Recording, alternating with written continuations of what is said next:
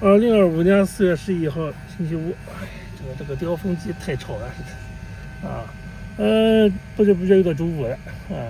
事情就这个样，事情是啊。我简单说讲这个啊。这个最近一直在那个卷这公司啊。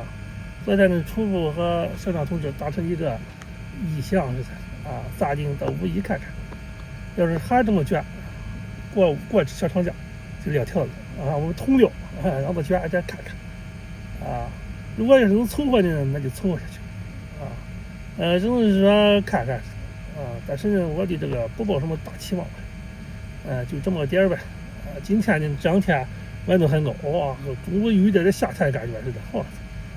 但是明天有点大降温，谁知道看看吧似的。情况就是这么个情况呗。